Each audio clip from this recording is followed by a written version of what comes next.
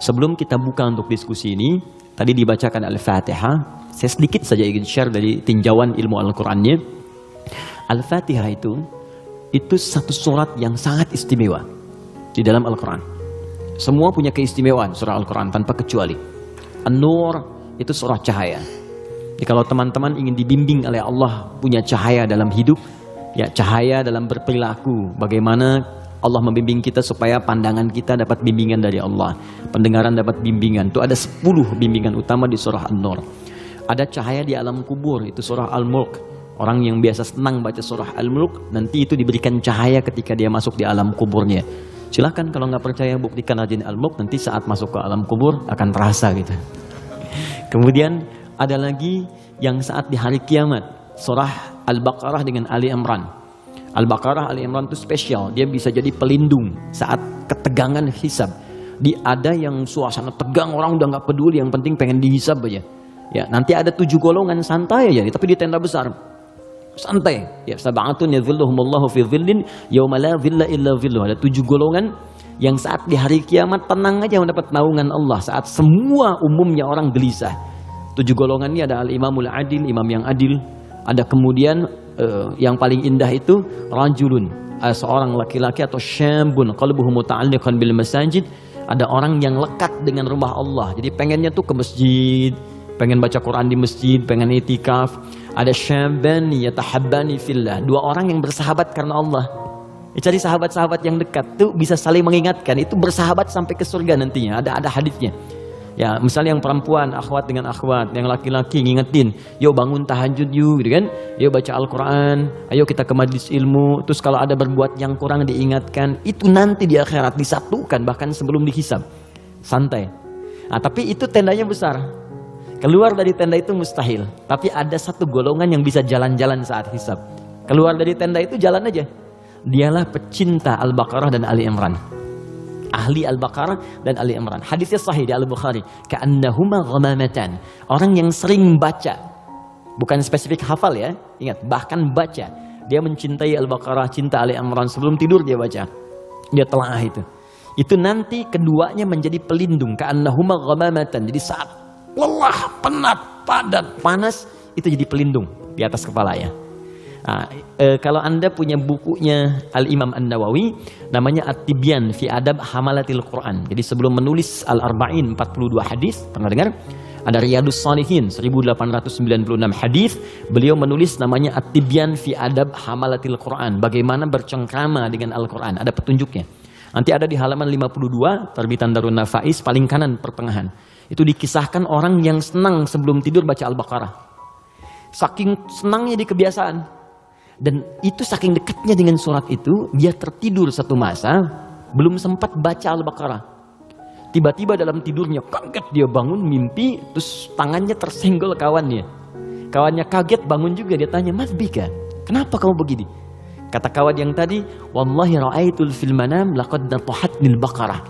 Tadi saya di mimpi, di tidur saya mimpi, saya diseruduk Al-Baqarah. Al-Baqarah kan sapi betina gitu kan. Nah, diseruduk, bangun, kamu belum baca saya gitu. Nah, itu sampai begitunya gitu ya. Jadi kalau Allah sudah sayang dengan seorang hamba, terus dia dekat dengan Al-Quran, maka Al-Quran itu akan menjaga kita. Nah, Al-Fatihah dia spesial. Al-Fatihah itu kan ada al-nya ya. Ya. Fatihah itu artinya pembuka. Oh, ini kelihatan? Belum saya tulis. Masya Allah, imannya kuat banget, belum ditulis udah kelihatan. Wah, luar biasa. Ya, semoga Allah ampuni dosa kita. Fatihah. Oke. Sini baik-baik, fokus. Fatihah itu artinya pembuka. Bukan sekedar pembuka, tapi pembuka semua ragam kebaikan. Semua jenis kebaikan.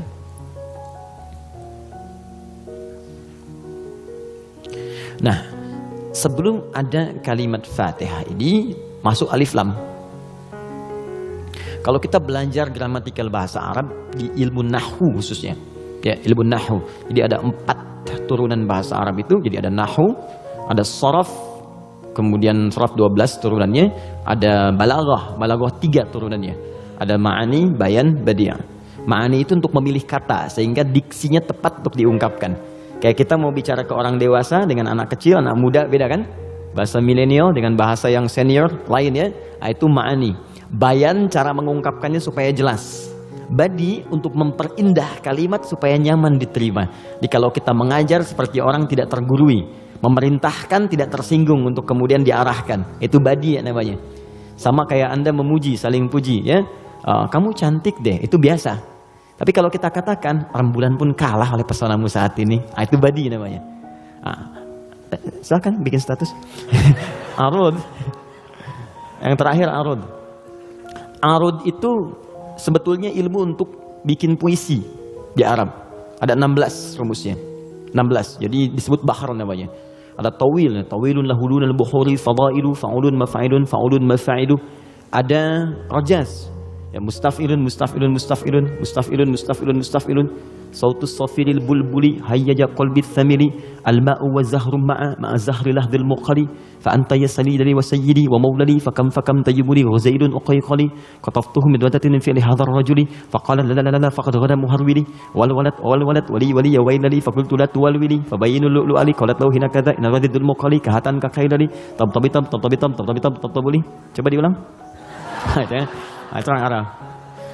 Cuma nanti belakangan itu bisa jadi rumus untuk bisa membedakan cara baca Quran dengan cara bacaan di luar Quran. Bisa. Di puisi itu kan puisi Arab ada qasidah namanya. Ya qasidah itu asalnya bukan yang pakai rebana, bukan. Ya qasidah itu kalau puisi ada 7 bait disebut qasidah. Misal rumusnya madid, mufa'alatun fa'ilatun tala'al badru alaina min thaniyatil wada', itu asalnya qasidah dari bait puisi, rumusnya madid. Ya tapi orang jahiliyah dulu pun saat masuk Islam itu nggak pernah baca Quran dengan langgam-langgam ini. Ya pernah ada riwayat sampai Nabi misalnya imam baca Quran dengan madid. Ya tala'al badru alaina wadduha wal laili idza saja, kan enggak kan? Jadi sejahiliyah-jahiliyah mereka pun itu nggak pernah digunakan langgam ini untuk baca Al-Quran karena memang beda. Jadi kaidah makanya nggak bisa musik misalnya sekarang lagunya dipakai untuk baca Quran, itu nggak bisa karena beda ya, beda ininya frekuensinya lain. Nggak ada kan imam baca sekarang iya kana abudu wa iya kana stain, nggak ada kan? Ya bisa sih bisa, cuman enggak gitu ya, kan nggak enak kedengarannya. Itu ilmunya arud namanya. Dan ini ilmu bisa digunakan untuk mengukur pahala yang diberikan oleh Allah. Nanti lain waktu kita bahas. Nah di ilmu nahwu ada al. Al ini punya 2 arti secara umum. Satu disebut ta'rif, ma'rifat. Ma'rifat. Ma'rifat.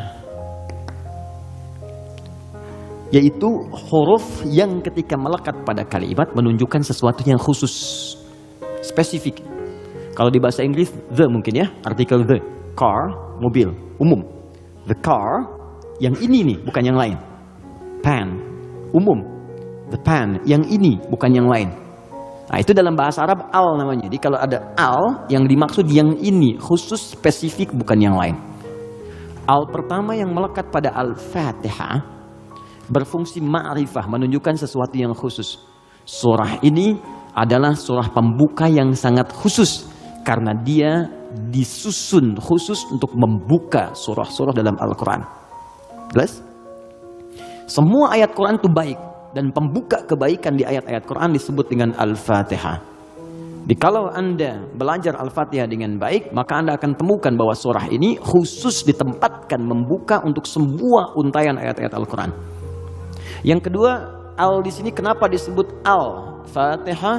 Karena surah ini khusus ditempatkan untuk membuka bacaan dalam sholat. Jadi ketika kita mulai takbir, Allahu Akbar, rukun bacaan pertama dalam sholat itu Al-Fatihah. Jadi kalau bapak, ibu, teman-teman, ikhwan, akhwat tidak baca iftitah, itu sholatnya masih sah.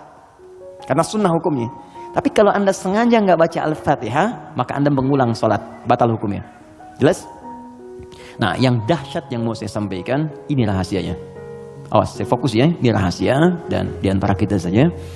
Oke. Disebut alnya yang kedua dengan istighraq, namanya istighraq. Ya, jangan hafalkan istilahnya, yang penting paham maksudnya. Istighraq itu al yang menunjuk makna yang komprehensif. holistik. Sesuatu yang menyeluruh. Semua menyeluruh sifatnya tanpa kecuali. Contoh begini.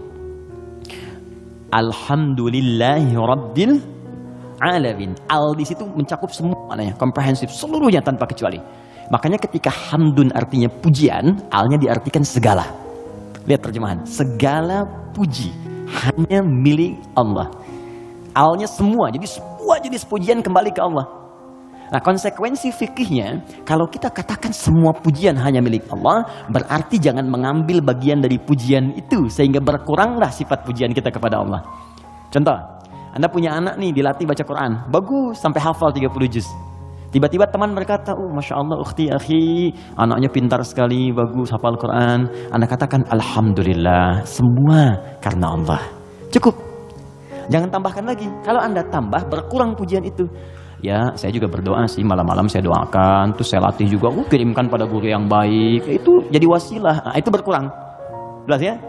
Anda sakit, kemudian ke rumah sakit, terus kaki sudah mulai agak baik, teman-teman nengok, gimana kondisinya bro?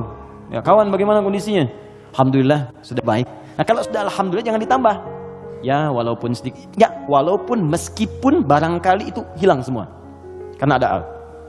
Nah sekarang masukkan ke sini. Tadi teman kita baca Al-Fatihah, fungsi yang kedua dia nih, istighraq, menunjuk pada makna semua tanpa kecuali. Kalau digabungkan dengan makna ini rahasianya, pembuka jenis kebaikan.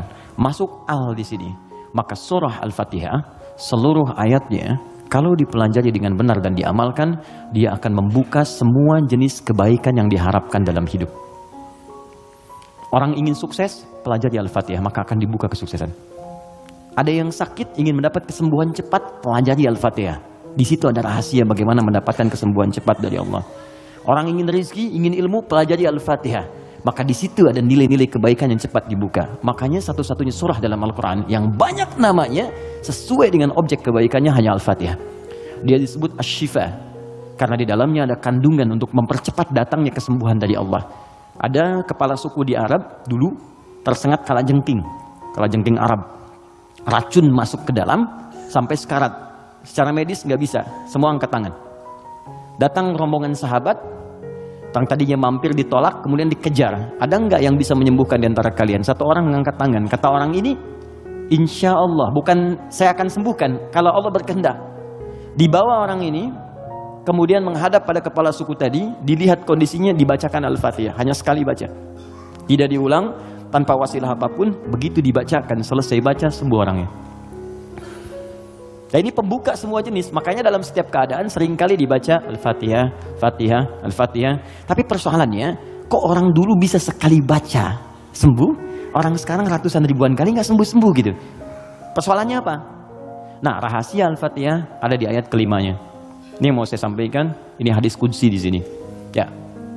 Ayat kelima, yuk kalau kita hitung dari Bismillah, Bismillahirrahmanirrahim, Alhamdulillahirabbil alamin, Arrahmanirrahim, Maliki yaumiddin. Kelima, Iyyaka na'budu wa iyyaka nasta'in. Saya bacakan hadis qudsinya, ini yang mengiringi ayat ini saat diturunkan. An Abi Hurairah radhiyallahu taala anhu qala, dari riwayat sahabat Abu Hurairah semoga Allah meridhai kepadanya, qala Rasulullah SAW, saya mendengar Rasulullah SAW berkata, qala Allah azza wa jalla, kata Nabi, saya mendengar Allah menyampaikan di hadis qudsi, qasamtu shalat baini wa baina abdi, saya bagi salat kepada dua bagian antara aku dengan hambaku, wali abdi ma sa'al, dan kalau hambaku benar menunaikan tugasnya, maka aku akan kabulkan apapun yang ia minta pada saat itu. Nah ketika menyebut kalimat salat, ternyata yang disebut Al-Fatihah. Idza qala al-'abdu, jika seorang hamba benar membaca Alhamdulillahi Rabbil Alamin, qala Allah azza wa jalla, maka Allah akan menjawab, hamadani abdi, hambaku sedang memujiku sekarang. Idza qala al-'abdu Ar-Rahmanir Rahim, jika seorang hamba berkata Ar-Rahmanir Rahim, qala Allah azza wa jalla, Allah menjawab, asna alayya abdi, hambaku sedang menyanjungku sekarang. Idza qala al-'abdu Maliki yaumiddin, jika hamba membaca Maliki yaumiddin, qala Allah azza wa jalla majjadani abdi, maka Allah langsung menjawab, hambaku sedang mengagungkanku sekarang. Gini, maksud kalimat ini di pembuka yang 4 ini, kata para ahli hadis, salah satunya ingin memberikan gambaran kepada kita bahwa setiap beraktivitas Rasakan kita dipersaksikan oleh Allah. Itu poinnya. Saya ulang ya. Kalau Anda ingin mendapatkan janji dari kemuliaan Al-Fatihah ini, maka rumus yang pertama, kata para pakar hadis, rasakan setiap kali kita berinteraksi, sekalipun hanya berkata itu, rasakan Allah mengawasi kita. Itu yang disebut ihsan namanya. Apa namanya?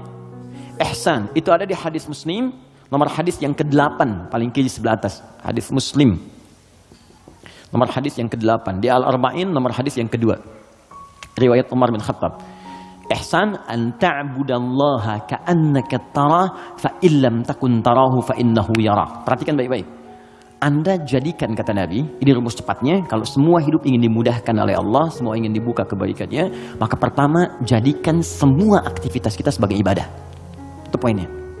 Yuk teman-teman yang kerja, niatkan ibadah. Kalau Anda cuma kerja aja, jangankan Anda, yang belum beriman pun kerja juga. Coba cek. Anda bisnis, dia bisnis. Bisnisnya sama dengan Anda. Anda kerja, dia kerja. Kerjanya sama dengan Anda. Di kantor yang sama, jamnya sama, pekerjaannya sama. Dia belum beriman, Anda beriman. Pertanyaan saya, yang membedakan iman Anda dengan dia yang belum beriman apa? Maka kata Nabi, mesti ada bedanya. Bedanya itu adalah, jadikan pekerjaan kita diniatkan ibadah. Itu poinnya. Makanya setiap pekerjaan kita itu pasti melekat doa di dalamnya. Untuk menjadikan pekerjaan jadi ibadah. Silahkan cek. Cuma dalam Islam ya. Dan kita hormati yang lain. Oke, jangan mencelanya apapun, kita hormati. Tapi kita yakini untuk menunjukkan Islam itu agama yang benar.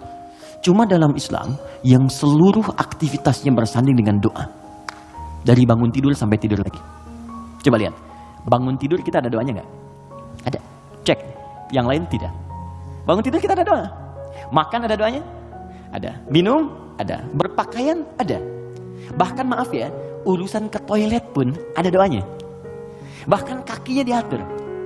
Masuk toilet kaki kiri, keluar kanan. Beda dengan ke masjid. Masuk masjid kaki kanan, keluar kiri. Doa masuk keluar beda. Tuh, bekerja ada doanya. Even kita tidak tahu doanya pun, kata Nabi cukupkan dengan kalimat Bismillahirrahmanirrahim. Kullu amrin dzibalin la yubda'u fihi bismillahirrahmanirrahim fahuwa abtar. Setiap perbuatan baik yang tidak diiringkan kalimat Allah di dalamnya, minimal Bismillahirrahmanirrahim. Paling singkat Bismillah. Minum Bismillah, makan Bismillah, ya bekerja Bismillah. Itu kalau kita nggak ungkapkan itu mohon maaf, nilai ibadahnya hilang.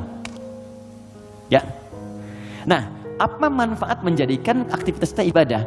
Di antara manfaatnya, kalau kita menjadikan itu ibadah dan kita merasa disertai, diawasi oleh Allah, maka mustahil Anda akan mengerjakan yang buruk dalam hidup. Mustahil. Ini ada minuman ditawarkan pada Anda. Dan Anda merasa saat akan minum ini, Allah mengawasi kita.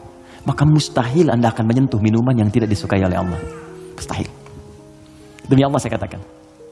Gak akan pernah Anda minum minuman yang dilarang, bahkan mengucapkan kalimat Bismillah.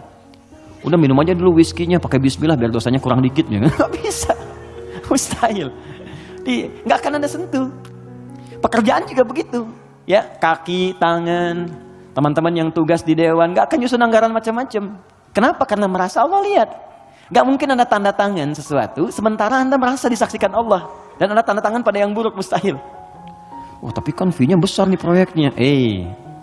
Allah menyaksikan kita. Atau saya istikharah dulu deh biar benar. Jelas ya? Nah, kalau kita merasa disaksikan Allah, kemudian kita berada di track yang benar untuk mengerjakan kebaikan. Jadi dari mulai kepala sampai kaki itu semua baik. Melihat baik, karena takut begitu melihat yang salah, Allah lihat nih, malu. Mendengar baik, melangkah baik.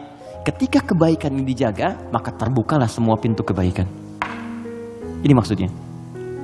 Maka ketika Anda jadikan ibadah, maka perhatikan kalimatnya. Idza qala al-'abdu, ketika hamba sampai pada kalimat iyyaka na'budu. Ya Allah, kepadamu saja, untukmu saja. Perhatikan cara menerjemahkannya. Kami beribadah. Maksudnya kami jadikan semua aktivitas kami sebagai ibadah hanya kepadamu saja. Salat kami hanya untukmu. Puasa kami hanya untukmu. Bekerja pun kami niatkan mendapat ridhamu. Tidur pun kami niatkan mendapat ridhamu. Makanya sebelum tidur kita ada doanya. Kan? Jika Anda benar mengucapkan kalimat ini, iyyaka na'budu, dan kita praktekkan dalam hidup, perhatikan. Wa iyyaka nasta'in. Ya Allah, saya seorang hamba yang pasti punya persoalan dan butuh pertolonganmu. Kalaupun saya punya masalah, pasti pasti saya hanya akan minta kepadamu. Lihat jawabannya. Hadza baini wa baina abdi. Langsung dijawab oleh Allah tuntas. Ini perjanjian antara aku dengan hambaku. Wali abdi. Kalau hambaku benar komitmen dengan perkataannya, mengerjakan semua aktivitasnya sebagai ibadah kepadaku, masalah apapun yang dia minta, aku akan kabulkan. Hadis qudsi. Apapun yang dia minta, aku akan kabulkan.